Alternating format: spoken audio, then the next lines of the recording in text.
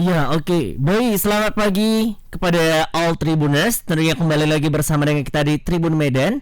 Dan pada hari ini kita bersama dengan acara Permata Dharma.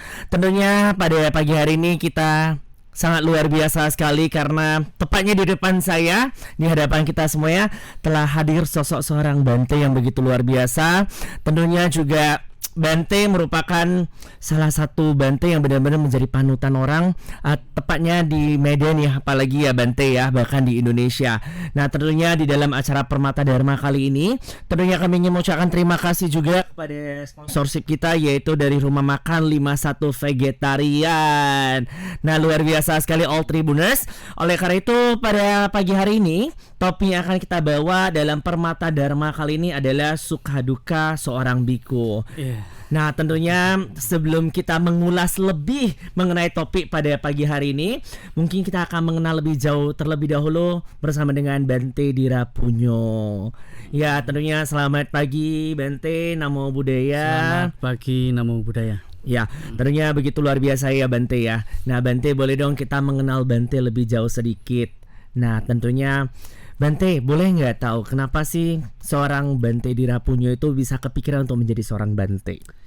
Kalau kepikiran sih nggak ada ya. Iya. Sebenarnya sesuatu hal yang proses pembelajaran karena ingin menjadi lebih baik dan ingin tentunya setiap orang memiliki keinginan menjadi bermanfaat bagi orang lain.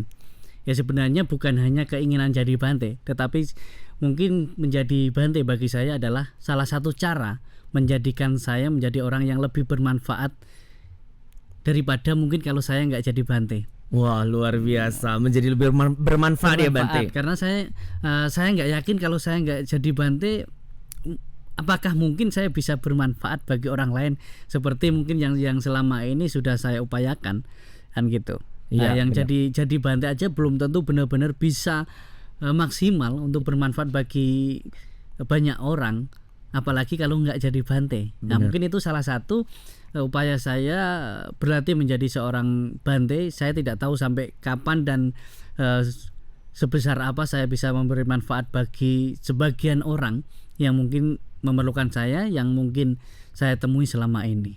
Oke, nah punya cerita Bante, boleh nggak kita tahu perjalanan seorang Dirapunyo itu sudah berapa lama menjadi seorang Bante sampai hari ini? Sebenarnya kalau jadi Bante belum lama sih, untuk menjadi seorang biku baru 10 tahun.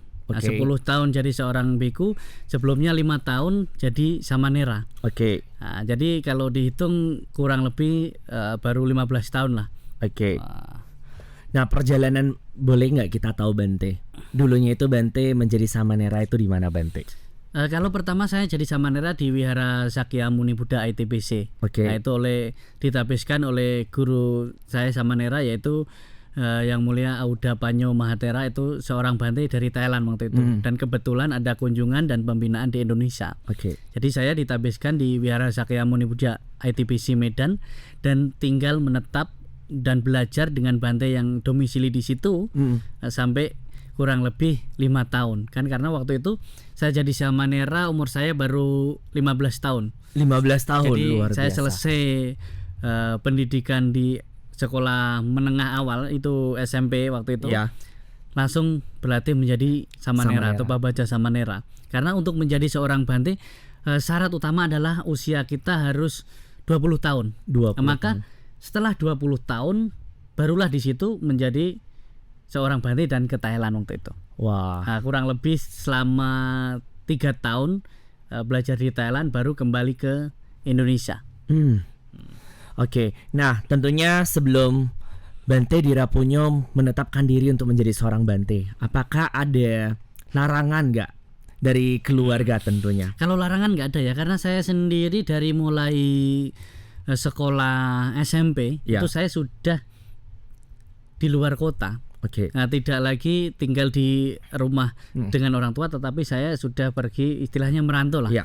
Merantau ke luar kota, dan setelah sekolah SMP itu saya harus melanjutkan pembelajaran lagi. Oke. Maupun itu pembelajaran di sekolah atau enggak, yang terpenting bagaimana saya bisa terus berkembang, terus belajar, ya harus dengan usaha sendiri salah satunya.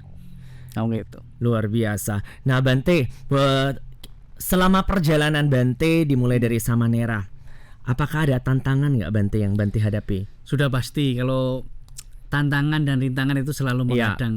Kan ada lagunya, tantangan rintangan selalu mengadang kan. Keras sakti ya. Iya, keras sakti.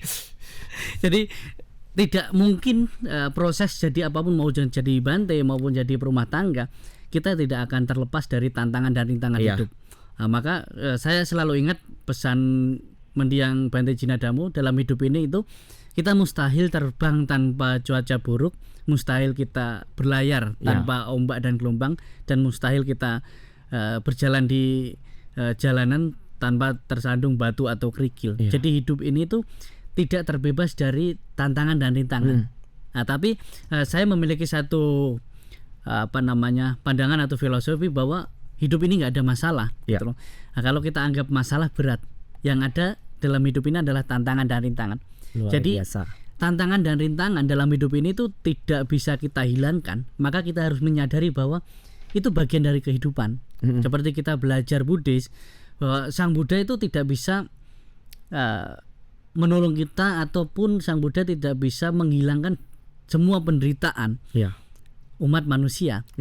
Tetapi Sang Buddha mengajarkan bahwa penderitaan atau kesedihan, kesenangan, untung rugi itu bagian dari kehidupan. Maka kita di situ harus paham dan memahami. Ketika kita tahu bahwa penderitaan atau kesedihan, ketidakpasan itu bagian dari kehidupan, di situ kita akan lebih bisa bagaimana mengkondisikan.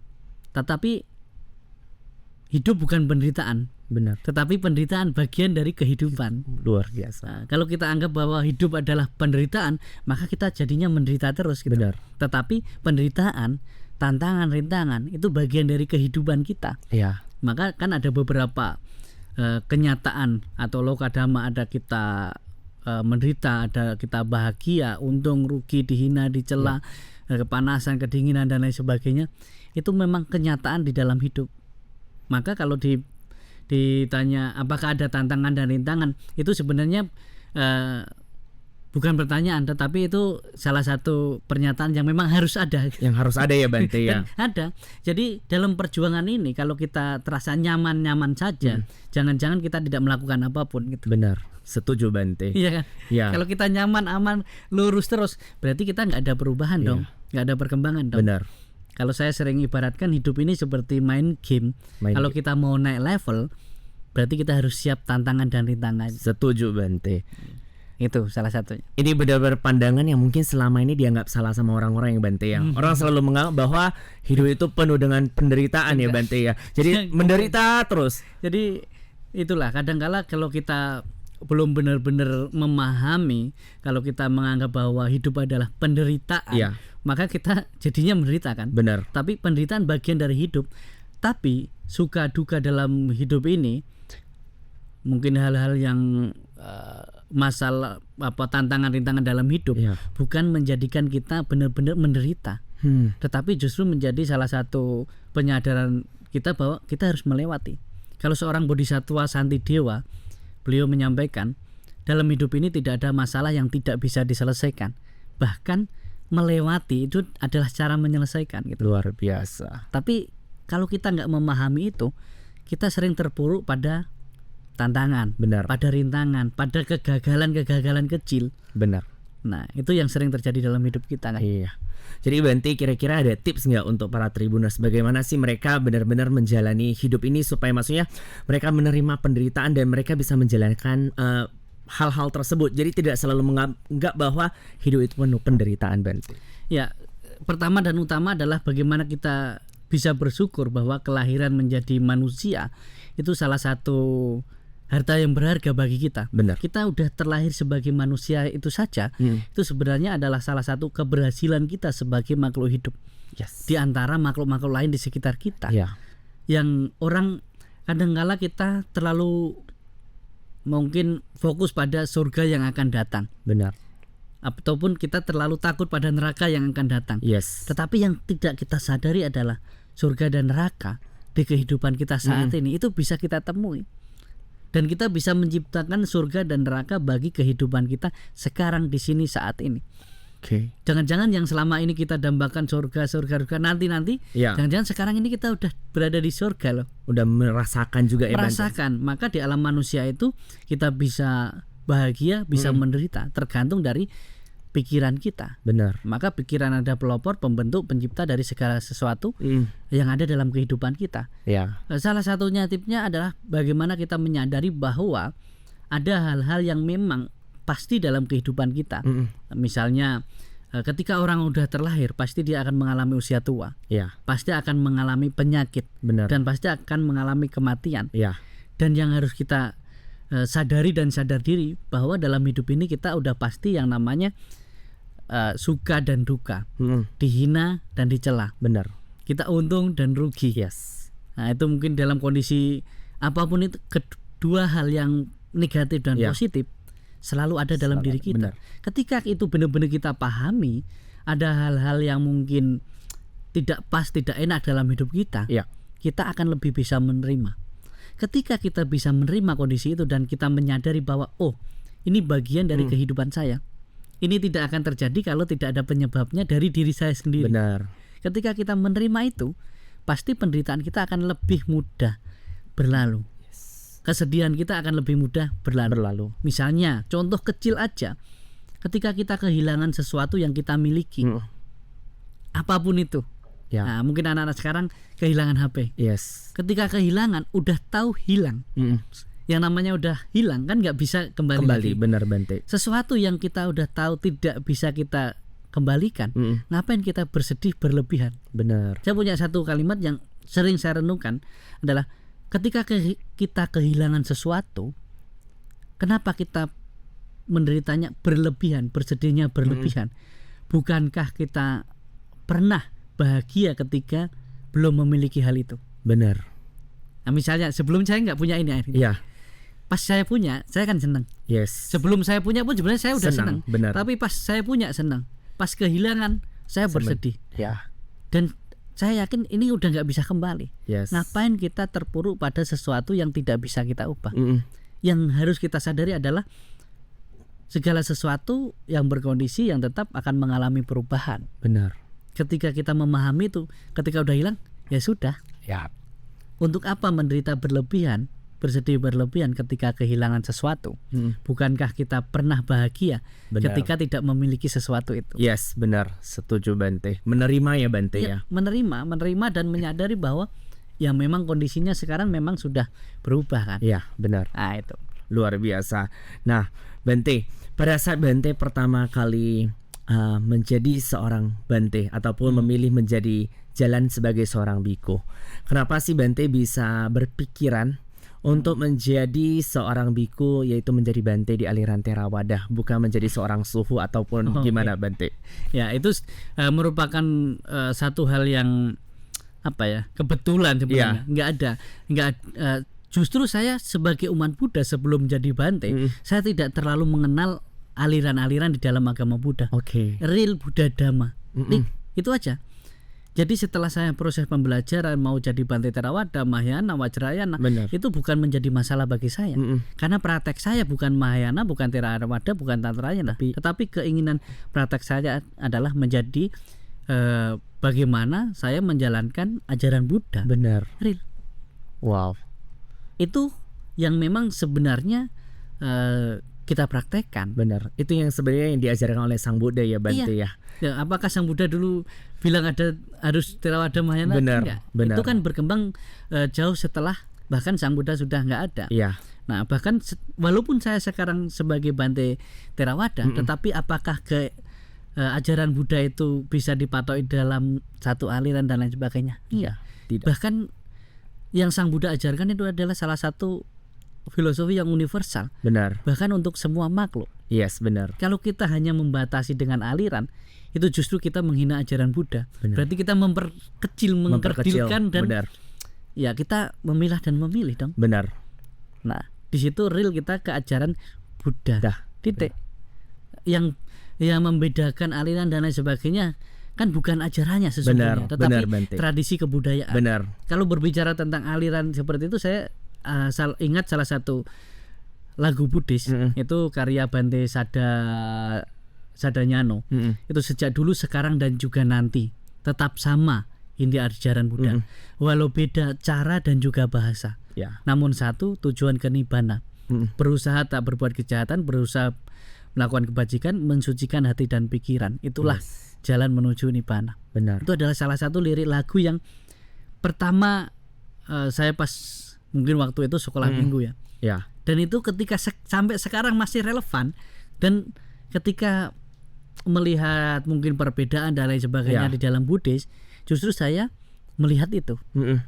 Jadi sejak dulu, sejak Sang Buddha sendiri, sekarang dan juga nanti itu tetap ada perbedaan itu. Ya. Tetapi bagaimana kita bisa praktek bersama? Mungkin kita bisa berbeda dalam pandangan kebenaran, tetapi kita bisa bersama dalam kebaikan kok. Benar.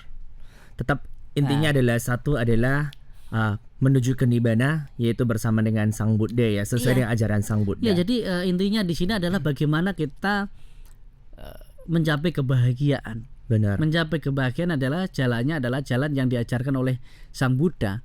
Bukan kita justru malah mengkotak-kotakkan, bahkan memperkecil, mempersempit ajaran Buddha itu sendiri. Benar. Bahkan kita sebagai umat Buddha kan doanya saja simpel. Ya. Semoga semua makhluk berbahagia. Benar.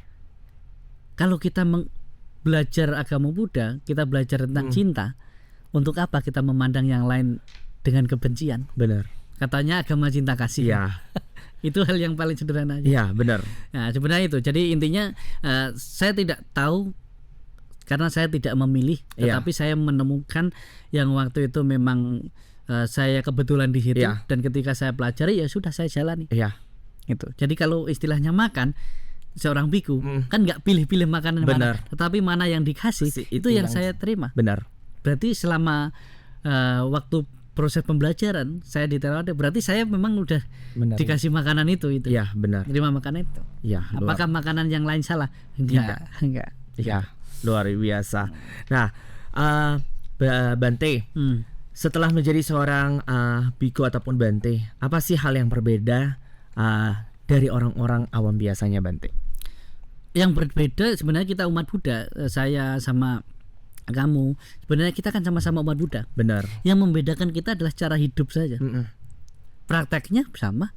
Istilah yang praktek damanya, kita kan sama, mempelajari sesuatu hal yang sama. Mungkin yang membedakan adalah cara hidup kita dan materi praktek dalam kehidupan sehari-hari. Karena Sang Buddha, ingat Sang Buddha membabarkan dhamma itu bukan hanya untuk para biku, tetapi untuk umat rumah tangga juga.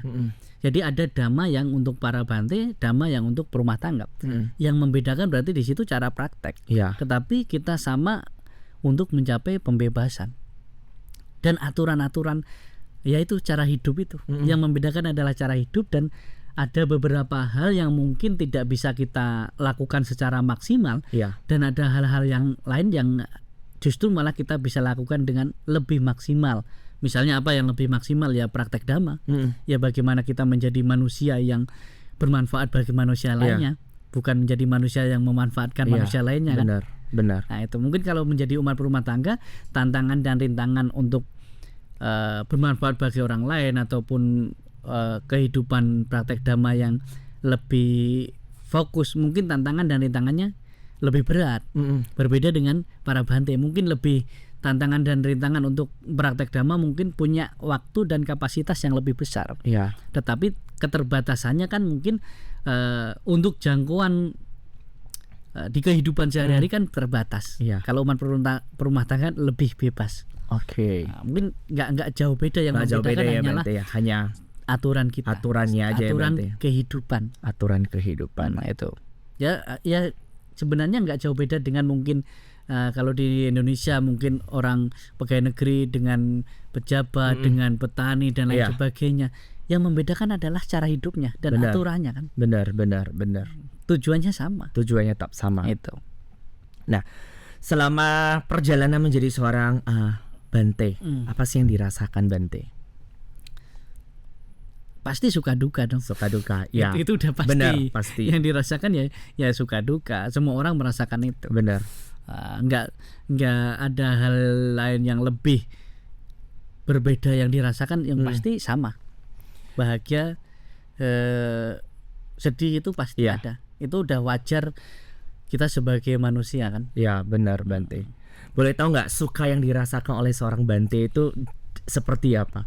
Memiliki banyak waktu untuk menjadi manusia yang lebih bermanfaat bagi manusia lainnya. Luar biasa. Apalagi ketika kita belajar dhamma dan punya punya wawasan walaupun nggak banyak, dan itu kita bisa bermanfaat bagi orang lain, bahkan mungkin bagi umat-umat yang benar-benar memerlukan itu, membutuhkan itu, dan bisa menolong mereka dari mungkin tantangan dan rintangan hidup. Itu mungkin kebahagiaan bagi saya. Jadi kalau ditanya apa sih bahagianya jadi Bante, banyak orang yang bisa kita tolong, mungkin tidak secara materi, benar. tetapi secara batin, secara pemikiran, saya rasakan itu hal yang membahagiakan bagi saya. Itu yang nggak bisa didapat oleh orang-orang di luar sana ya Bante. Iya, ya. mungkin mereka kan punya ya kepentingan Benar. tertentu dan lain sebagainya. Iya. Kan? Mungkin salah satunya di situ. Kalau umat rumah tangga misalnya dalam hal-hal pekerjaan dan lain sebagainya kan harus menghitung untung dan rugi. Benar. Walaupun mau mengabdi seperti apapun, Ya. bermanfaat seperti apapun, yang namanya kehidupan berumah tangga, mereka kan butuh secara finansialnya. Ya benar. Kan Bante. ada. Nah, gitu. Tetapi kalau untuk para biku kan bisa lebih fokus benar-benar ya berbagi. Ya benar. Itu salah satunya kebahagiaan dan kita kebebasan untuk mengajar dhamma, mungkin punya waktu dan kapasitas yang lebih besar, lebih bermanfaat. Iya. Gitu. Kalau dukanya menjadi seorang Bante, Duganya mungkin kita tidak bisa melakukan sesuatu atau mengerjakan hal-hal yang ya mungkin yang sering kita lihat, yang kita anggap membahagiakan. ya Kita anggap membahagiakan, saya belum tentu tahu itu membahagiakan atau enggak. Yang kita yang lihat ke berumah tangga yang lebih membahagiakan dan lain sebagainya, atau mungkin sebenarnya bukan sedih sih, tapi lebih ke gimana ya, seperti mereka tidak bisa melakukan sesuatu yang mungkin kita lihat-lihat di media, di TV, di masyarakat. Itu mungkin bukan hanya dukanya sih, mungkin itu lebih ke penasaran dan lain sebagainya lah. Nah itu. Jadi kalau dibicarakan duka pasti ada, cuman kita tidak tahu itu hal apa aja gitu. Iya. Nah, jadi seorang Bante itu biasa bagaimana caranya untuk menghilangkan rasa duka tersebut Bante?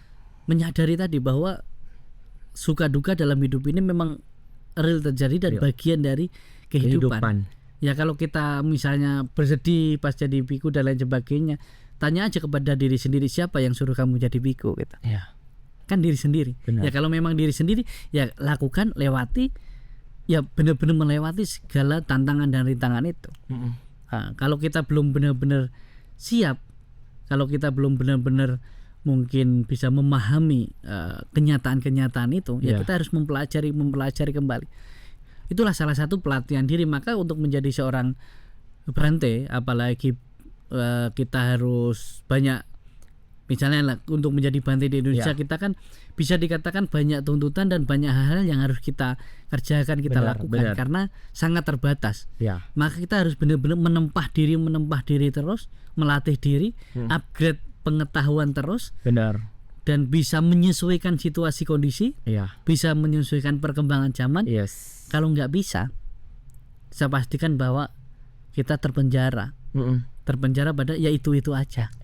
Maka kalau kita ingin berkembang, maka kita pertama dan utama adalah meningkatkan kualitas diri kita dong. Nah, karena untuk menjadi seorang Bante, kalau untuk saya bukan hanya sekedar diam saja langsung kita mencapai. Karena untuk mencapai kesucian, untuk mencapai pembebasan itu butuh banyak kebajikan kan. Maka untuk mencapai kesucian butuh yang namanya dasa parami. 10 kebajikan pertama adalah di situ ada dana parami. Bagaimana kalau kita tidak bermanfaat bagi orang lain?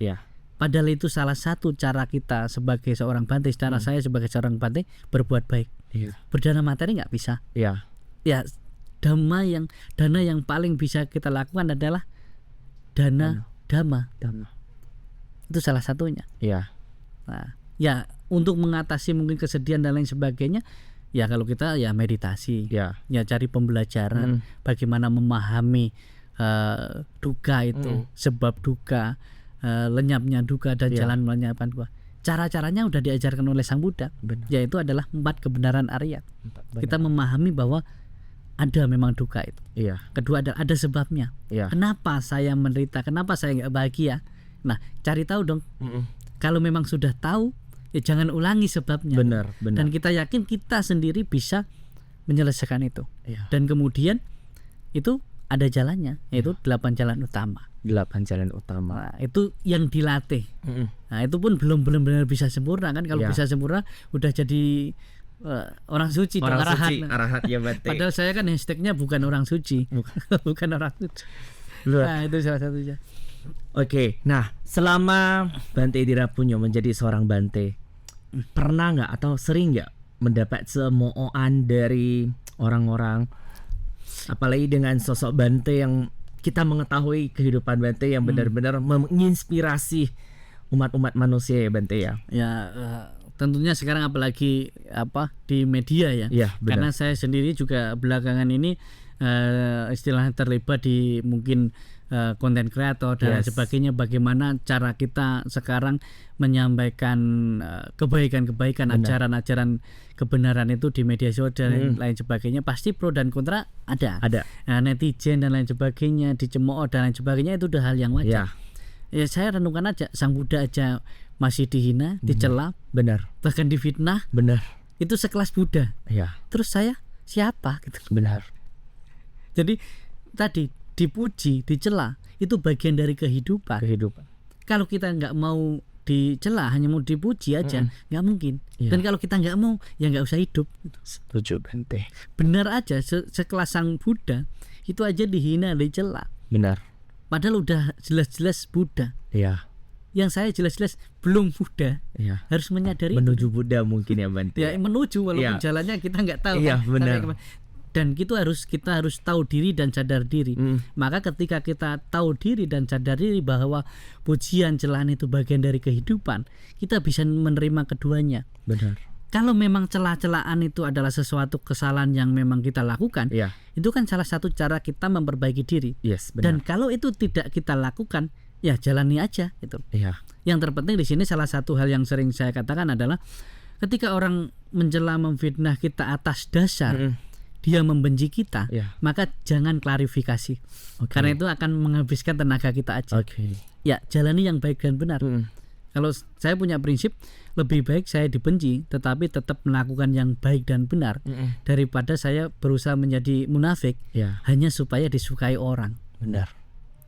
Jangan hanya karena 1-2 orang yang tidak menyukai kita lalu kita berhenti berbuat baik. Rugi dong. Benar Bante. Rugi sekali kita kan. Banyak sebagian dari kita mungkin kita pernah melewati, kita berhenti melakukan kebaikan, berhenti untuk mengabdi, berhenti untuk mungkin di sosial dan lain sebagainya, hanya karena 1-2 orang tidak menyukai kita. Benar. Rugi sekali kita. Itulah yang sering terjadi ya Bante ya, karena orang itu memikirkan orang ya Bante ya. Orang pas ngomongin kita, kita mikirin dia. Benar. Sedangkan pas dia ngomongin kita, dia nggak mikirin sama sekali. Setuju Bante. Nah, istilahnya kan gitu. Iya, benar. Nah, jadi ketika kita melakukan sesuatu, pasti ada orang yang suka dan nggak suka. Benar. Jadi kalau dalam Dharma udah jelaskan, ketika kita melakukan kebaikan, hal yang baik, orang baik menyukai, orang tidak baik tidak menyukai. Ketika kita berbuat baik, orang baik menyukai kita, dan orang tidak baik tidak menyukai kita. Benar. Dia membenci. Tetapi ketika kita berbuat yang salah, orang nggak baik suka, tapi orang baik tidak membenci kita. Benar.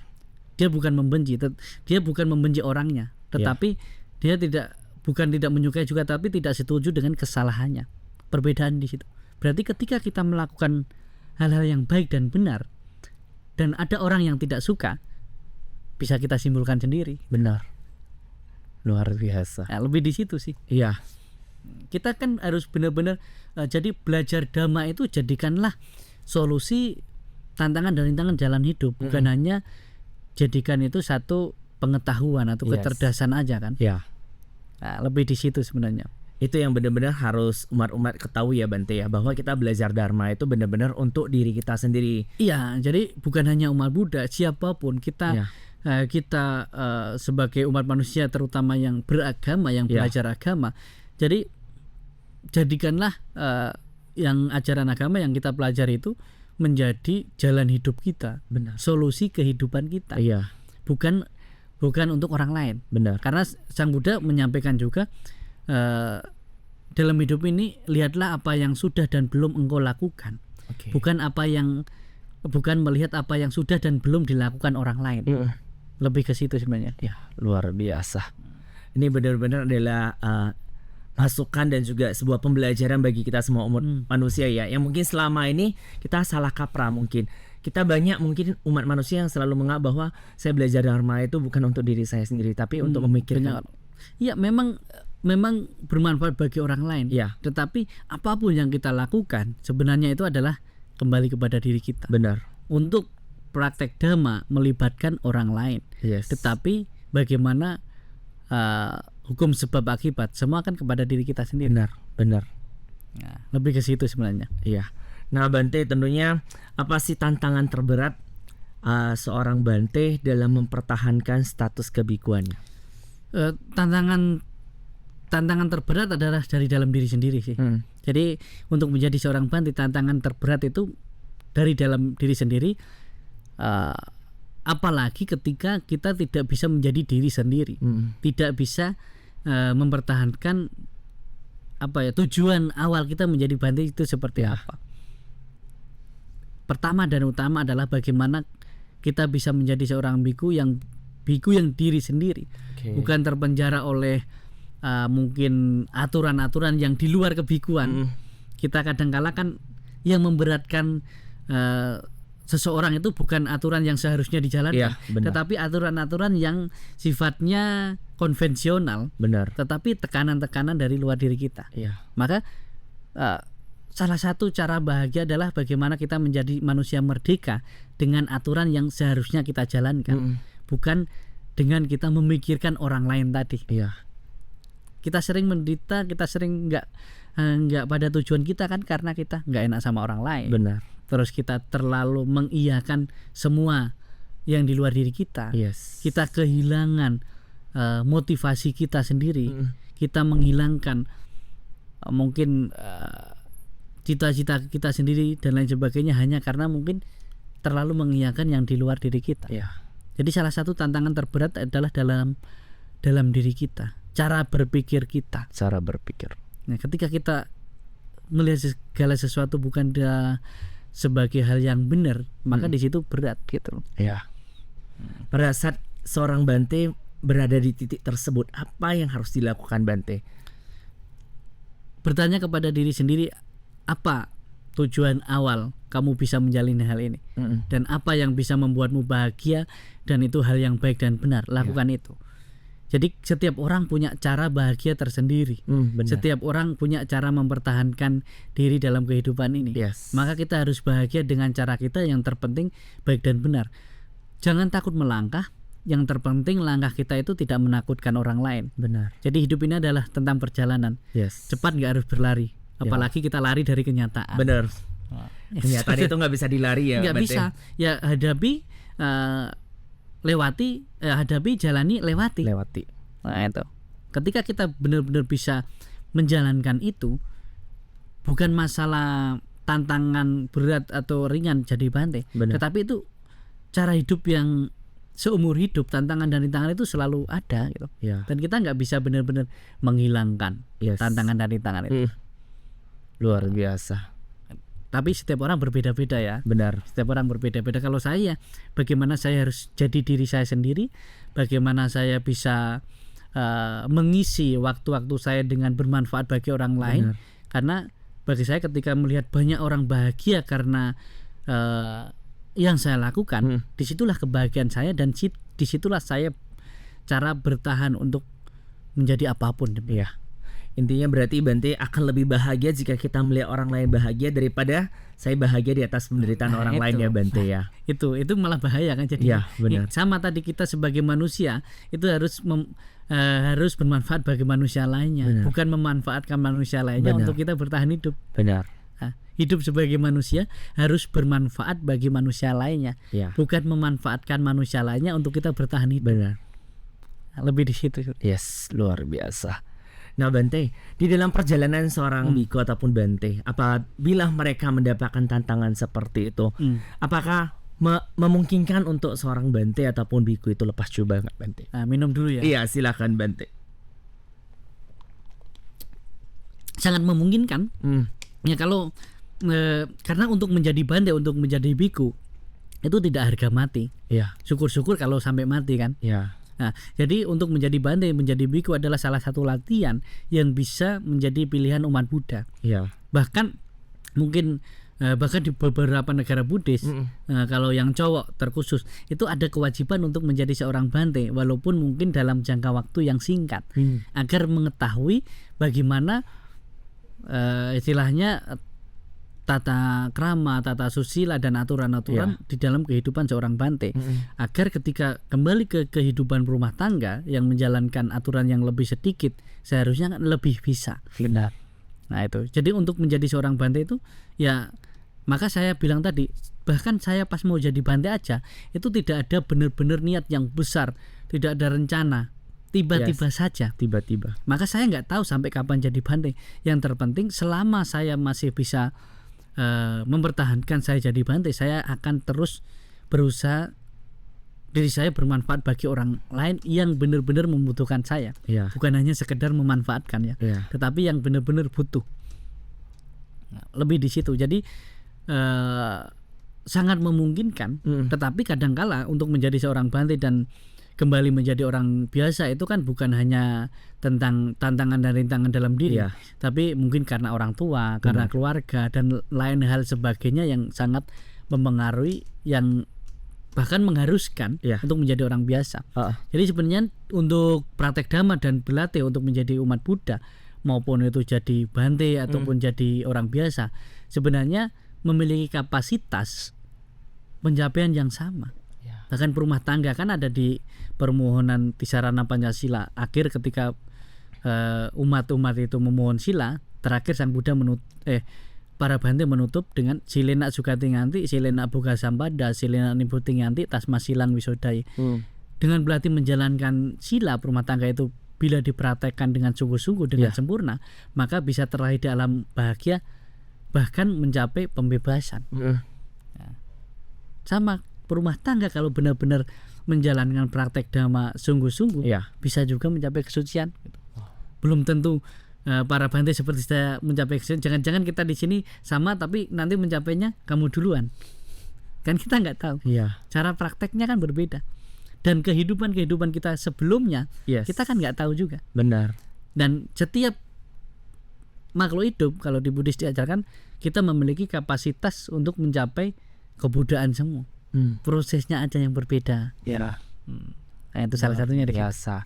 Nah, jadi Bante, apabila seorang Bante itu sudah, mungkin dia pada saat itu merasa dia tidak akan melanjutkan kehidupannya menjadi seorang Bante, beliau lepas jubah. Dan apakah diperbolehkan kembali nggak apabila mereka ingin kembali lagi menjadi seorang Bante setelah mereka lepas jubah? Boleh. Sebenarnya kalau di dalam pelatihan seorang bhikkhu, bahkan karena saya dulu tinggal di Thailand, seorang umat Buddha itu bisa jadi Bante sampai 7 kali. 7 kali.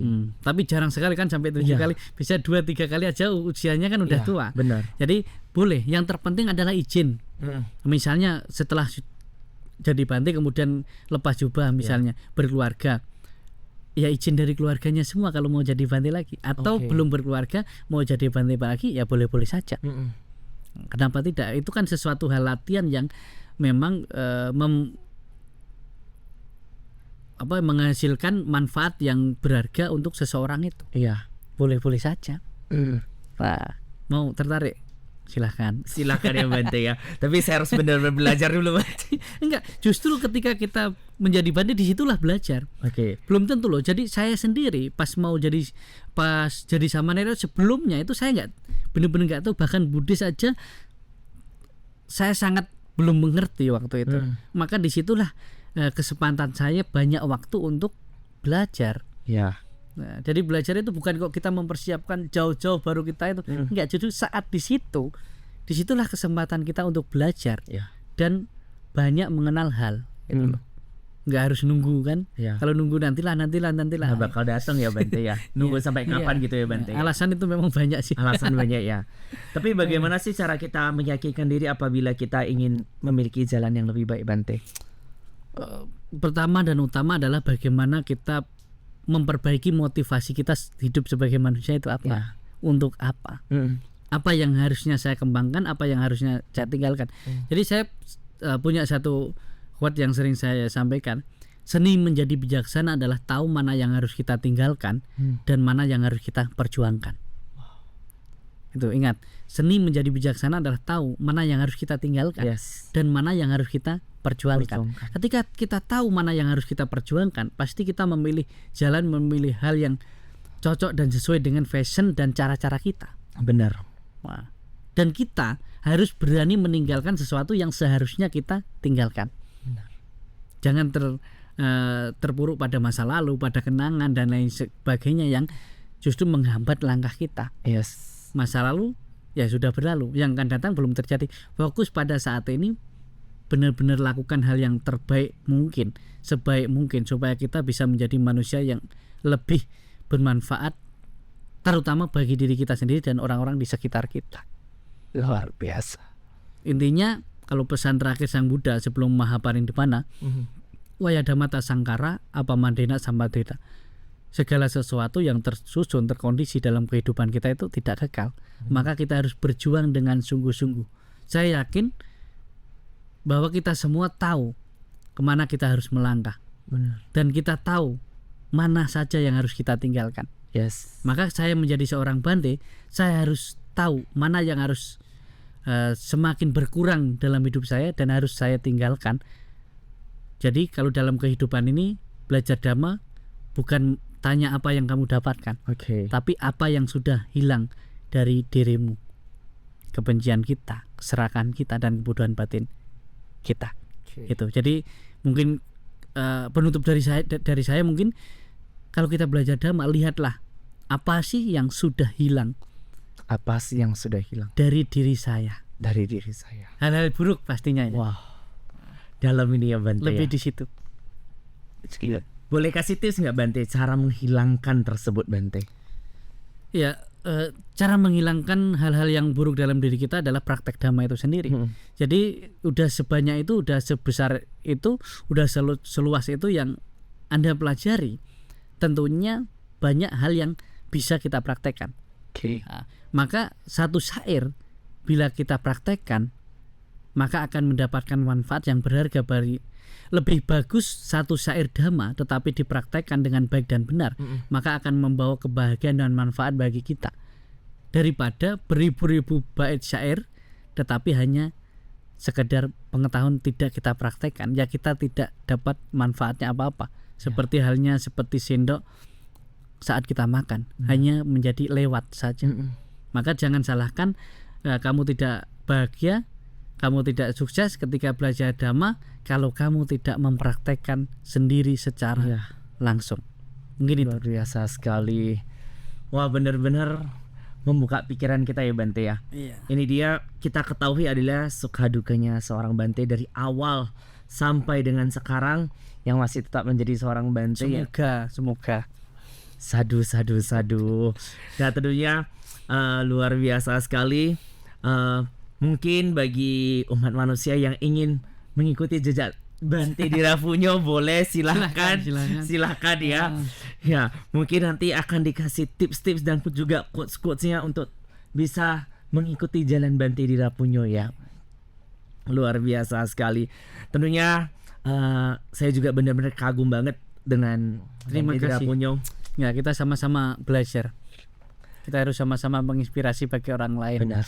Nah, maka yang terpenting adalah kita menginspirasi untuk diri kita sendiri terutama. Gitu.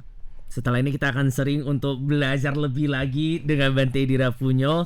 Tentunya para Tribuners luar biasa sekali ya. Hari ini adalah bersama dengan Permata Dharma dengan topik yang kita usung pada pagi hari ini adalah suka duka seorang biku.